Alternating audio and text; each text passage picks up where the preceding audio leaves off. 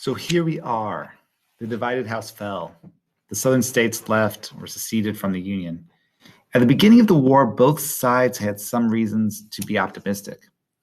For the Union, they had the majority of the country's wealth. The North was home to the largest banks and financial markets. The North had better transportation system, as you can see in this map here. You can see how much more developed the North's railway lines were than the South. This meant the North could better transport men and supplies. The North had more factories. In 1800, the North produced 97% of the firearms, 94% of the cloth, 93% of the pig iron. Confederates would get guns smuggled in from Massachusetts or take them off of dense soldiers. And the country's population in the North, in 1861, the North had 23 states. The South had 11. The North had 22 million people. The South had 9. Plus, 4 million of those 9 million were slaves. In addition, the North had an amazing leader in Abraham Lincoln. The South president, Jefferson Davis, well, he was no Lincoln. He had a destructive relationship with his cabinet. He was probably too involved in the minutiae of government. But looking at the South, they had a share of their reasons to be optimistic. First, a lot of cotton was grown in the South, and the North, as well as other countries, was dependent on that cotton.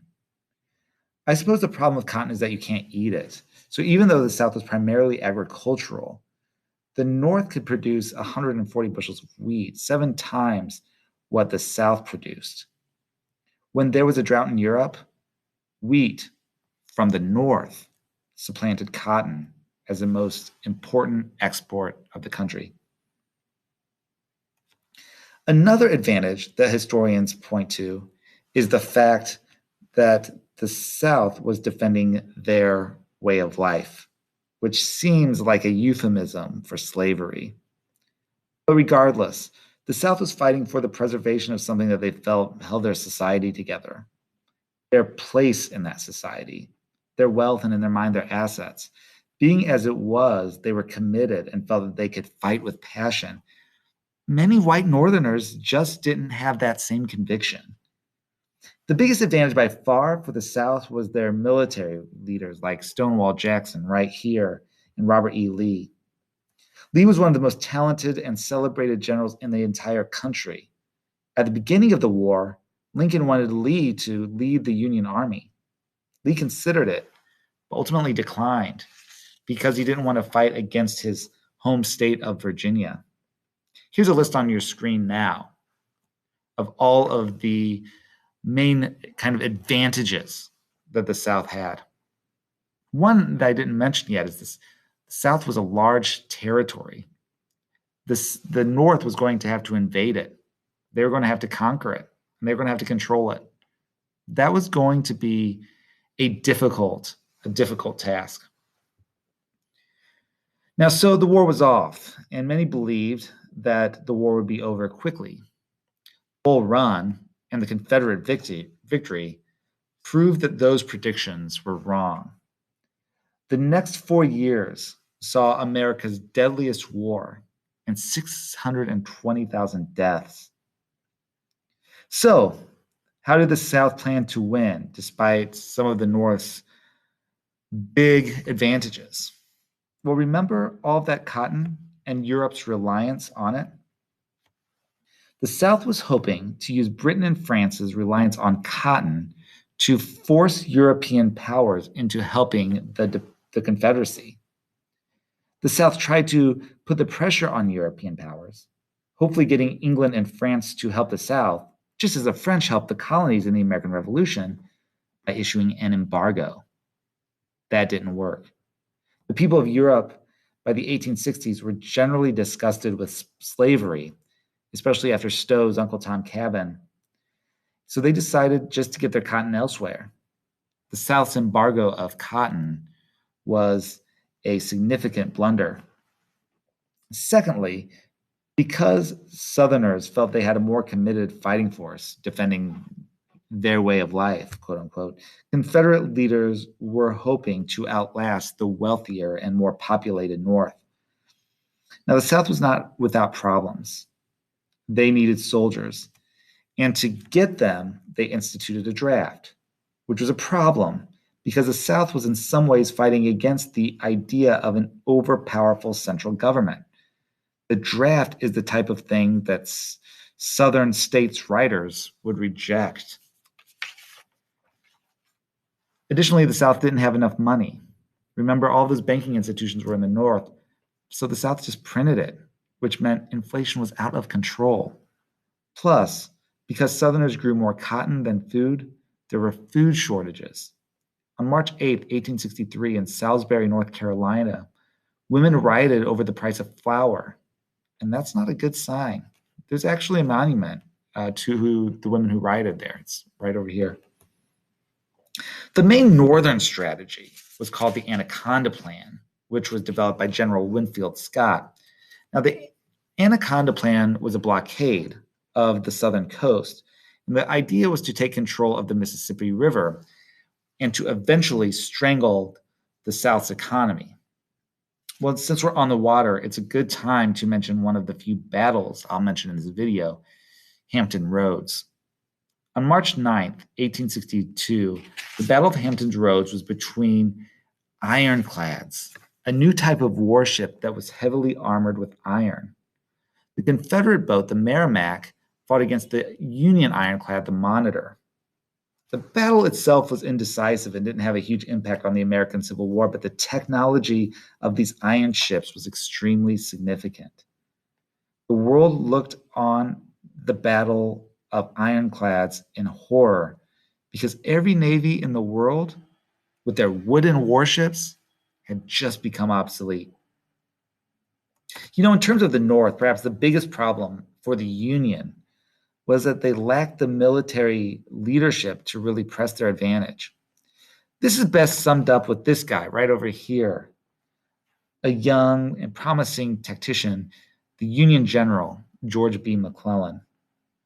While people believed in McClellan's tactical ability, he had the habit of overestimating how many Confederates he was actually facing. And because he always thought that there were more Confederates than there actually were, he was very reluctant to fight.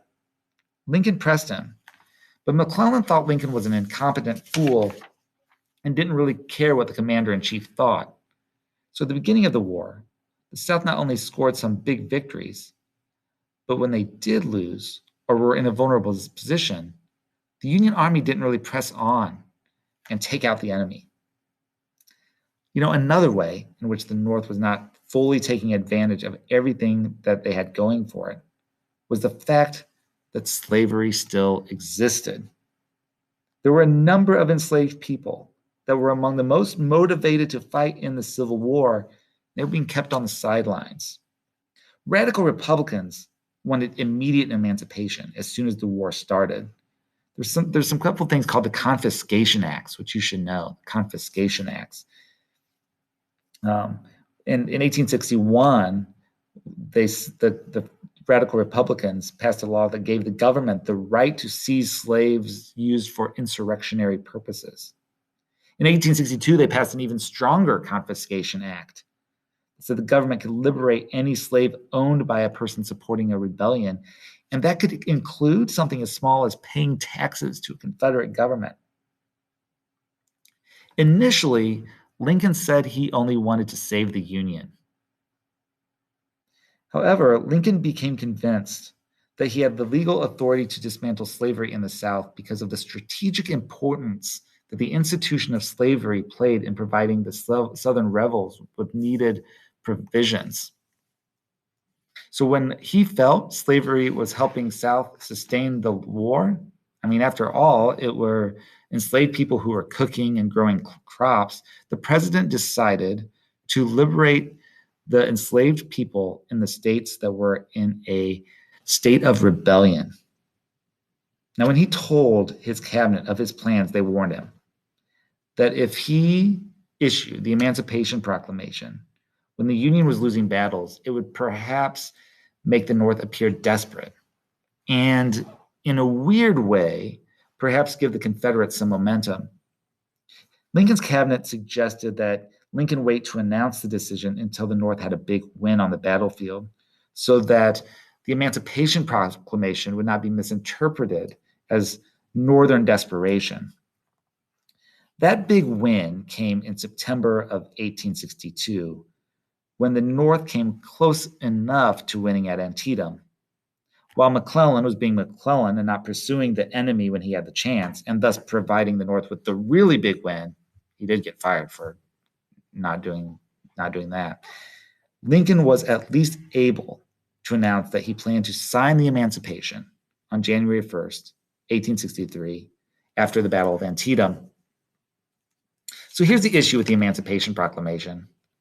The proclamation, which was an executive order, freed enslaved people in the states who had left the Union. You know, states like Georgia, South Carolina, Mississippi, Virginia, the states that viewed themselves as their own country, who had their own president, who wasn't Lincoln, but Jefferson Davis. And what that meant was that anything Lincoln said, any executive order he issued, in Southern minds had absolutely no authority. Where Lincoln's Emancipation Proclamation actually meant something, in states that remained in the Union, slave states that didn't join the Confederacy, states like Missouri, the Emancipation Proclamation left enslaved people in those states alone. This has led some to criticize Lincoln by saying he freed slaves in states where he could free them, and the slaves that he could free, he left alone. In other words, some criticize the Emancipation Proclamation as not going far enough, that in reality, the document didn't free any slaves. The document was important, though, because it really did mean that slavery in the United States was ending. There was no looking back after Lincoln's proclamation, and it obviously wasn't perfect. But this type of American slavery was on its way out, and the Emancipation Proclamation clearly signaled that slavery was over. Also, while some may make an argument that the Civil War wasn't caused by slavery, after the Emancipation Proclamation, the Civil War was certainly about slavery and a new birth of freedom. And from a tactical perspective, there were several advantages. First of all, it kept Britain and France out of the war. We know Jefferson Davis wanted their help desperately. He needed their help desperately. Plus, there's a new source of troops. Abraham Lincoln said the bare sight of 50,000 armed, drilled black soldiers on the banks of the Mississippi would end the rebellion at once. Frederick Douglass called African Americans to join the Union. He said the iron gates of our prison stands half open. In the end, 180,000 African Americans fought. They were paid less. Black soldiers were paid $10 a month, as well as being charged $3 for clothes, which meant they only got $7 a month, while white soldiers received $13 per month, and they didn't have to pay for their clothes. In the end, around 40,000 African American soldiers died in the Civil War. So the North was far from equitable or just, and there was definitely racism in the North. We'll see more of that in the next video. But slavery was on its way out, and the North was on the right side of history. Thanks for watching.